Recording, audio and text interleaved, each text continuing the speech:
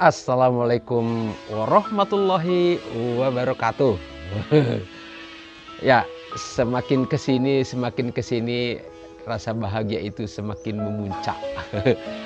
Tak sabar rasanya untuk menyaksikan perubahan bangsa Indonesia menuju mercusuar dunia. Semua rakyat kaya raya, bahagia bersama Allah.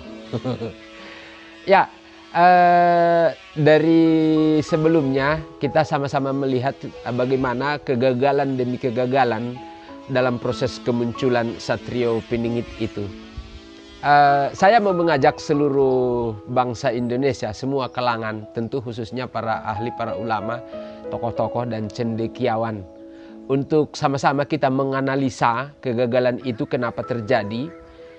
Dan dalam kaitan itu tentu pasti keterkaitan iblis. Iblis itu apa sih? Sebenarnya iblis itu kan dulunya jin. Ketika dikutuk berubah menjadi setan. Setan itu apa? Ya pikiran. Jadi pikiran manusia itu sebenarnya murni milik manusia, tetapi di dalamnya itu ada waswisu sudurin nas, godaan-godaan jahat. Tugasnya itu jahat itu sebenarnya apa? Jahatnya itu hanya sebatas menutup jalan menuju Allah. Itu saja. Jahatnya itu hanya sebatas itu. Tapi kalau walaupun kata-kata sebatas itu, ya akibatnya yang sangat buruk, ke perilaku yang seperti apa. Di zaman Rasulullah, kata setan itu kan musuh ya. Musuh kita setan, musuh kita awalnya iblis, hilang iblis, menjadi musuh kita setan. Setan hilang, walaupun istilah masih terpakai. Jadi tumpang tindih nanti pemahaman manusia terhadap iblis, setan. Nah, di Rasulullah itu istilahnya cuman hawa nafsu. Jadi sudah semakin menyatu, musuh itu semakin dekat. Nah, kalau di zaman sekarang, kalau saya lihat di Al-Quran itu, saya mengatakan musuh kita itu ya diri sendiri. Jadi iblis, setan, hawa nafsu itu ada dalam diri kita. Makanya diri yang mana? Kalau dilihat dari proses penciptaan itu kan ada wa nafsi wa ma sawaha, nafs dan sawaha. Nafs itu kan diri. Ini musuh sebenarnya. Nafs itu musuh. Yang teman itu yang sawaha, yang sebenarnya memang dia masih sangat rahasia. Sawaha itu ya udah suara hati yang selalu membisiki kebaikan, kebenaran, keluhuran, tetapi kita tidak mau peduli dengan adanya dia. Karena kita hidup dari nafs. Padahal di situ ada kejahatan dari iblis tadi, pangkalnya itu. Oke, dari situ pemahaman yang sederhana ini saya mau menyampaikan kepada kita semuanya, terutama bagaimana tadi kita melihat proses kegagalan demi kegagalan itu. Ya karena sawah itu tadi yang menggagalkan. Iblis itu apa? Menunda. Permintaan dia pertama kali kepada Allah, beri saya penangguhan waktu. Makanya pekerjaan terindah, terenak, termudah bagi manusia adalah menunda. Nah itu kegagalan itu karena semua mitra-mitra yang mau kerjasama itu menunda. Penyebab penundaan itu ya banyak alasan. Karena iblis itu memang selalu membisiki alasan-alasan apa. Kemudian di balik itu bagaimana hawa nafsu itu membuat manusia berpikir kemana-mana. Saya mau menyampaikan isi dari video-video yang dibuat oleh anak-anak bangsa. Kebetulan saya sangat banyak ya mengamati channel-channel YouTube dari berbagai kalangan itu. Saya mencatat ini ada dari channel Nusantara Lovers. Saya tidak tahu yang membuatnya itu siapa, tapi saya hanya melihat nama channelnya. Nama channelnya Nusantara Lovers. Nah, di situ ini saya catat memang. Dia ada satu judul di situ, pusaka utama yang berada dalam diri Satrio Piningit. Itu dia sebutkan Trisula Weda. Itu saya sudah bahas di awal maksud dari Trisulaweda itu karena mungkin itu dari leluhur kita Ronggowarsito, Jayaboyo, mungkin memang menyebutkan itu. Saya sudah gambarkan itu adalah yang saya miliki kalau faktanya sekarang itu petunjuk dari mereka Trisulaweda, tapi faktanya yang ada sekarang itu ya 3 buku tadi. Kemudian disebutkan bahwa si Satrio Piningit itu diwariskan keris empu gandring, keris raga runting, senjata kujang emas, tombak Kiai Baru Kelinting, terus pusaka-pusaka dari para Pandawa, pusaka-pusaka dari para leluhur, ada lagi yang disebut naga utama. Ini yang disampaikan oleh beliau. Kemudian dia ada lagi judul yang lain, Satrio Piningit hidup di 2 alam. Dan menurut beliau itu Satrio Piningit itu bisa berinteraksi dengan jin.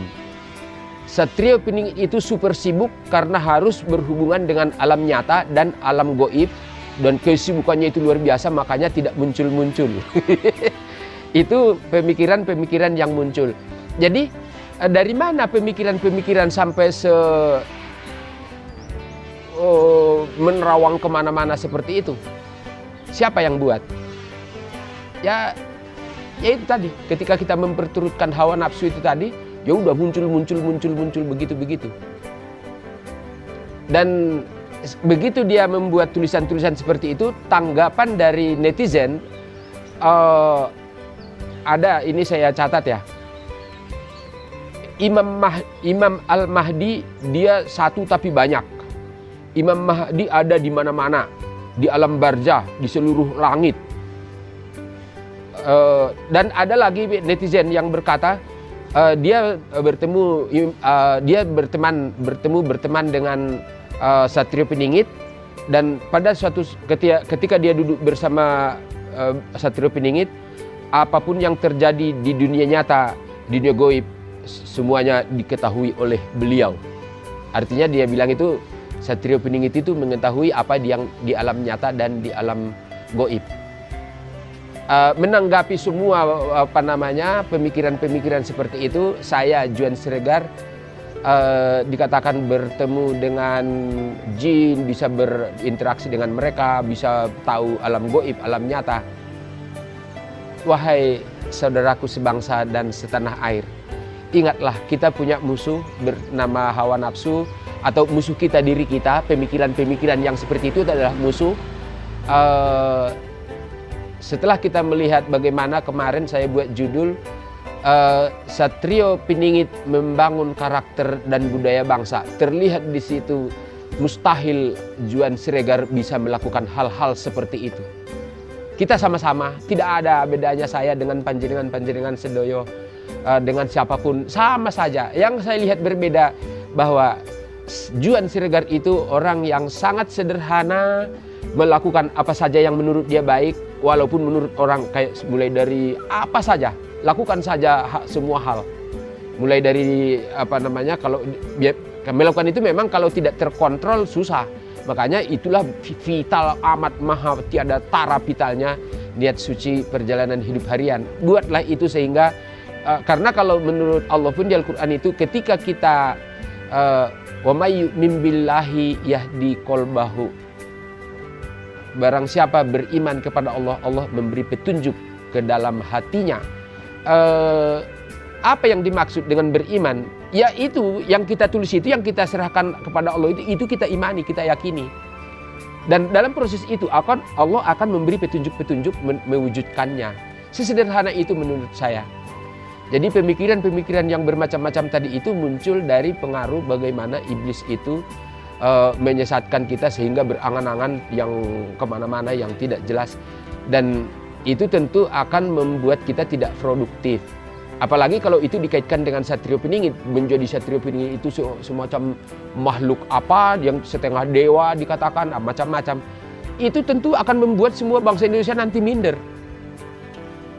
Padahal kita sama saja. Untuk itu kita hentikan pemikiran-pemikiran yang begitu. Sudah kembalilah ke hati masing-masing, buat tuliskan niat, ya udah kita jalankan, berkarya yang banyak, ya nanti kita sama saja. Oke, itu saya mengawalinya dari situ. Saya lanjutkan satu yang tadi saya awali tentang Cak Nun atau MH Ainun Najib. Kenapa saya membicarakan tentang ini? Karena hanya pemikiran-pemikiran yang sudah mengarah kemana-mana. Saya sangat salut dengan Cak Nun. Buku kedua, Rahasia Iman Membedah Jiwa Menata Hati. Waktu itu sekitar Agustus 2008 ya, atau mungkin sudah September, dia mengadakan teater pentas di Tarubudaya Yogyakarta. Itu judulnya Tikungan Iblis. Judulnya Tikungan Iblis. Saya melihat acara itu, begitu di akhir saya langsung lari ke panggung, menyerahkan langsung ke tangan beliau buku itu. Tujuan saya kalau dia beliau biar nanti mungkin dimulai bersama beliau. Ternyata setelah saya serahkan sama sekali tidak pernah ada tanggapan, ya sudah berlalu. Ini saya baca dari channel Sabrang Suparno.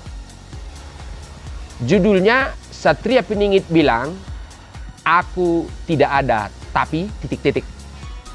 Dan ini saya sampaikan apa yang disampaikan oleh, karena yang bicara itu adalah MH atau Cak Nun.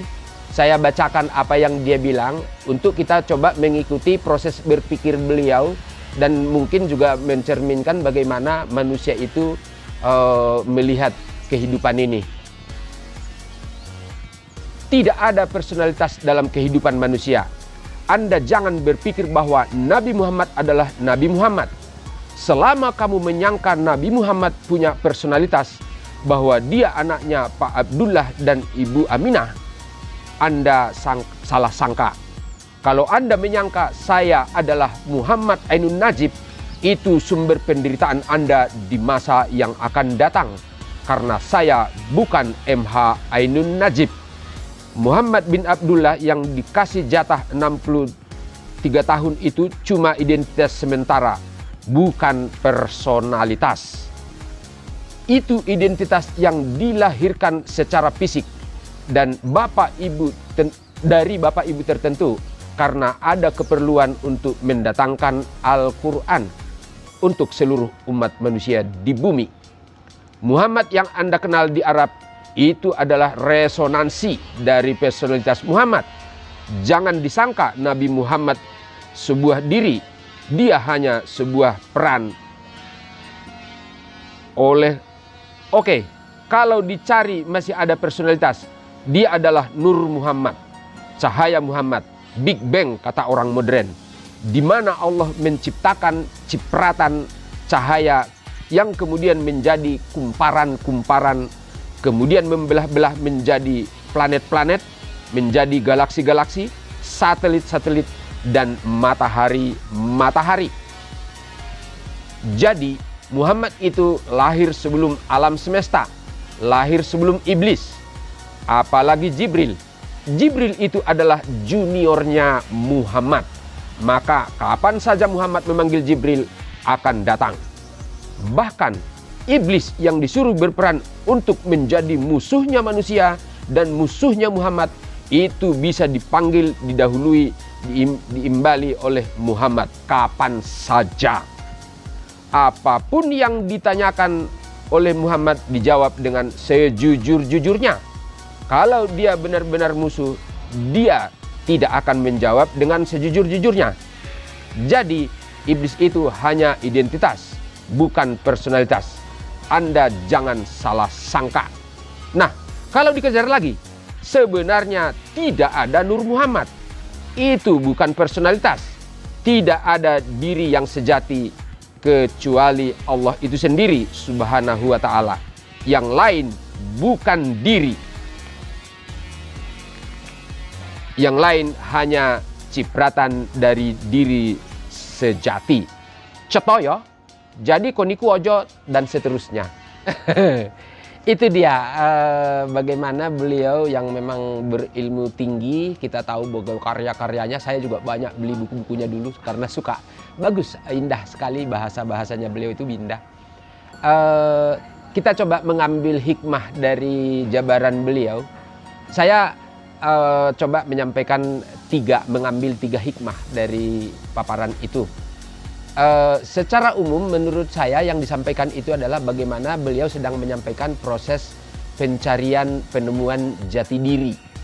Memang yang ujung-ujungnya berakhir pada diri sejati, yaitu Allah. Sesiti jenar manunggal ingkaula Gusti. Itu saya lihat itu mirip-mirip dengan yang beliau sampaikan, cuman dengan cara bahasa yang berbeda. Kita lihat bagaimana kemarin ketika saya menyampaikan bagaimana cara meninggal ingkaula Gusti atau menemukan jati diri berkaitan langsung kita menyatu dengan Allah. Ya itulah betapa dahsyatnya petunjuk Allah untuk menyatukan diri kita dengan Allah itu tidak dengan model pemikiran seperti ini, karena ada iblis. Justru menyatukan diri dengan Allah itu ya cintai sifat-sifatnya, sholat yang banyak untuk memohonkan agar sifat-sifat itu menjadi karakter kita. Itu menurut saya baru sesuai dengan kehendak Allah. Itu yang pertama. Jadi untuk manunggal ingkaula Gusti, untuk menjadi diri sejati, ya diri sejati itu ya mengalahkan iblis itu dengan kita punya atau mampu mengkarakterkan sifat-sifat mahluhur. Itu yang pertama. Yang kedua, tentang Rasulullah. Dia bilang itu bukan personalitas. Itu hanya sebatas identitas.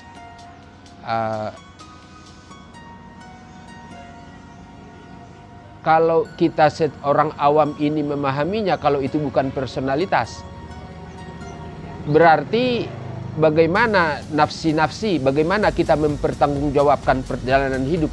Setiap detik, setiap apapun yang kita katakan, kita lakukan, apapun itu kelak diminta pertanggungjawabannya secara personal, secara pribadi. Nah, kalau dihilangkan personalitas tadi itu, dikatakan tidak ada, karena memang sambungan dari ceramah-ceramah tadi itu beliau juga memaparkan, jadi jangan anggap dirimu itu sebagai dirimu, ya, dan seterusnya lah. Nah, ini kan menjadi susah dipahami. Jadi saya menyampaikan, memudahkan memahami kepada masyarakat seluruh bangsa Indonesia bahwa kita terlahir ada tanggal lahirnya, Rasulullah itu ada tanggal lahirnya. Udah sejak kita nanti mulai berumur akil balik, semua itu diminta pertanggungjawaban. Ya memang diri kita itu ya harus kembali seutuhnya. Mempertanggungjawabkan juga seutuhnya, ya perkataan perbuatan ya kita pertanggungjawabkan, dan tidak dikatakan tidak ada personalitas, tidak ada, itu real, semuanya harus real. Jadi pemikiran-pemikiran seperti itu menurut saya itu untuk yang ketiga ini. Dikatakan bahwa iblis itu bisa dipanggil setiap kapan saja, dan kalau Rasulullah bertanya, dia akan dijawab sejujur-jujurnya. Ya, saya tidak punya kapasitas untuk membenarkan atau menyalahkan siapapun, tetapi kita kalau belajar dengan akal sehat, belajar secara apa adanya, iblis itu musuh. Dan dia bersumpah, itu yang mungkin sampai saya tekankan di video sebelumnya itu, bahwa jangan remehkan sumpah iblis untuk menyesatkan. Dan ini kelihatan dari netizen-netizen tadi, ada Nusantara Lovers tadi itu, channel-channel itu, bagaimana kelihatan iblis menyesatkan jalan pikiran manusia. Ternyata kepada seorang Cak Nun juga kita bisa melihat, kalau ini mau kita ikuti, kita nggak mampu. Saya tidak mampu mengikuti jalan pikiran seperti ini. Prakteknya di mana? Yang kita lakukan apa dengan disampaikan retorika seperti ini? Jadi iblis itu adalah musuh sesungguhnya. Cuman saya sudah gambarkan tadi cara kerjanya seperti apa. Ya udah, solusinya hanya satu. Ayo kita tuliskan niat suci perjalanan hidup harian biar iblis tidak bisa mempengaruhi perjalanan hidup kita. Kecerdasan, kreativitas, prestasi akan lahir dari apa yang kita mohonkan kepada Allah melalui tulisan-tulisan itu. Sehingga pemikiran-pemikiran yang melayang-layang seperti tadi, yang diputar balik, pokoknya muter-muter, itu tidak terjadi dalam perjalanan hidup kita ke depan. Saya kira ini bisa menjadi masukan-masukan bagi seluruh anak-anak bangsa, seluruh bangsa Indonesia. Juga yang saya lihat di channel yang membahas tentang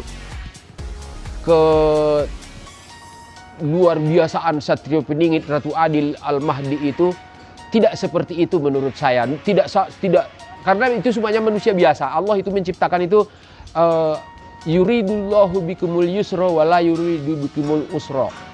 Allah menciptakan segala itu dengan mudah. Allah tidak menghendaki kesukaran bagi kita dalam hidup ini.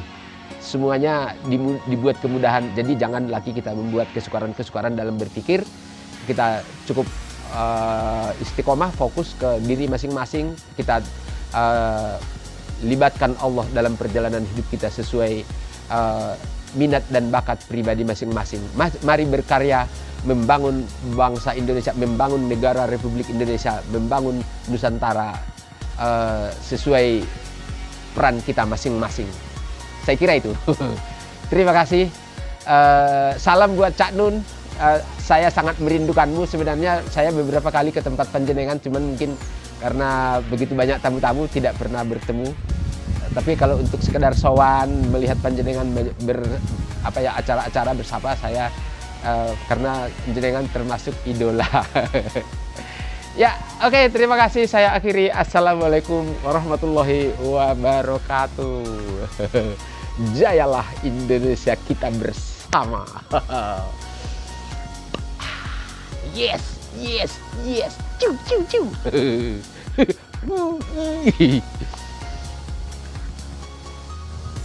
Mohon maaf.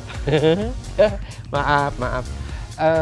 Sebenarnya tadi sudah selesai, tapi saya kok di hati itu tetap ada ganjalan. Mungkin memang Allah berkehendak agar udah disempurnakan, disampaikan semuanya biar tidak berulang-ulang gitu ya, biar tidak nanti dibahas di waktu lain, disatukan saja. Yaitu ketika beliau yang terhormat Bapak Muhammad MH Ainun Najib membicarakan tentang Nur Muhammad, di mana menurut beliau ya sebelum apapun diciptakan itu yang diciptakan pertama kali adalah Nur Muhammad, kemudian berakhir ke Nur Muhammad, dan ternyata beliau juga mengatakan Nur Muhammad itu tidak ada, yang ada hanya diri sejati, yaitu Allah Subhanahu wa Ta'ala. Jadi entah ini disebut namanya meluruskan sejarah, sepertinya kok saya itu tidak punya kemampuan meluruskan sejarah ya. Tapi saya hanya menyampaikan fakta nyatanya adalah seperti yang akan saya sampaikan ini. Kita sama-sama ikuti sejarah. Begitu Allah menciptakan Adam, begitu sempurna ciptaannya itu, Allah jatuh cinta. Nah, jatuh cinta itu sebenarnya adalah peniupan ruh, atau mungkin entah itu sengaja, atau namanya orang jatuh cinta kan tidak ada unsur sengaja. Jadi ya udah, saat itu ruhnya Allah itu masuk ke Adam. Jadi kalau bahasanya biar kita di bumi ini bisa memahami ilmunya, berarti ada peniupan ruh, itu berupa cinta Allah itu. Kemudian karena itu terjadinya di surga, kemudian kan diturunkan ke bumi. Nah, setelah di bumi, mungkin saja Allah ingin memberi petunjuk baru, karena nanti manusia itu menganggap peniupan ruh itu ketika Adam di surga saja. Makanya diulangilah peristiwa yang sama, peniupan ruh itu kepada Nabi Isa. Nah, dalam agama Kristiani itu disebut namanya Ruhul Kudus. Dan juru selamat itu ya Ruhul Kudus itu. Nah, dalam Islam karena memang yang penyelamat itu sama, namanya Nur Muhammad, jadi itu begitu diagungkan. Bahkan beliau tadi mengatakan bahwa Nur Muhammad Muhammad itu hanya tidak ada dan seterusnya itu tadi. Ya karena memang yang dicintai itu ya Nur Muhammadnya itu. Oleh Islam itu berarti kan yang dicintai Nur Muhammadnya. Kalau dalam agama Kristen yang dicintai kan Rohul Kudusnya. Nah kalau kita sama-sama sekarang melihat di buku Revolusi Spiritual, betul itu semuanya. Cuman karena pembahasannya berbeda, jadi pemahamannya nanti ke arah yang berbeda. Yang benar seperti yang saya gambarkan itu, dan itu langsung bisa dipraktekkan oleh semua manusia tanpa kecuali, adalah bahwa ruh ciptaan Allah itu yang menyempurnakan iblis atau hawa nafsu tadi itu yang secara ilmiah ada God spot dalam otak manusia. Nah itu yang ketika Allah meniupkan kan nafs, nah itu namanya iblis itu tadi. Sawaha yang ditiupkan itu adalah yang dimaksud dengan Nur Muhammad, yang dimaksud dengan Rohul Kudus. Kalau dalam buku Revolusi Spiritual, dalam yang saya tulis itu namanya bisikan Robbani yang bisa membimbing setiap pribadi. Dan sudah jelas semuanya cara mendewasakannya itu ya sederhana. Dan itu bisa langsung dimiliki oleh setiap pribadi dan langsung Allah yang membimbing setiap perjalanan hidup pribadi. Jadi sesederhana itu sebenarnya. Kenapa kita beda agama? Kenapa begitu hebat umat Kristiani mempertahankan Rohul Kudus? Seperti apa pemahamannya? Ya karena begitulah bagaimana hawa nafsu itu membuat mungkin ribuan tahun lalu oleh ahli-ahli kitab jadi seperti yang kalau kita sekarang itu kan hanya pengikut-pengikut. Realnya di awal sejarahnya kan kita sebenarnya tidak tahu. Nah ini saya sampaikan seperti itulah adanya. Jadi kalau dikatakan Rasulullah itu juniornya, malaikat itu juniornya Rasulullah. Ini kan malaikat itu malaikat, ini Nabi Muhammad itu manusia yang ada tanggal lahirnya juga kan ini sudah tumpang tindih. Ya kita sama-sama kembali ke akal sehat lah. Kita yang penting tujuan kita menyampaikan ini benar-benar untuk semua orang apapun dari lintas agama apapun bisa melihat bagaimana sebenarnya kehendak Allah kepada kita manusia itu sebagai cintanya agar semua bisa kembali kepadanya. Itu saja tambahannya. Semoga masukan ini bisa kita sama-sama nanti kemas penyampaiannya ke seluruh masyarakat. Yang tentu gilirannya bangsa Indonesia bisa menularkan kemuliaan itu ke seluruh bangsa-bangsa di dunia. Oh, satu lagi sedikit, karena nanti saya akan nyambung ke Bapak PS Peter BS Magister Teolog, di mana beliau itu ada menulis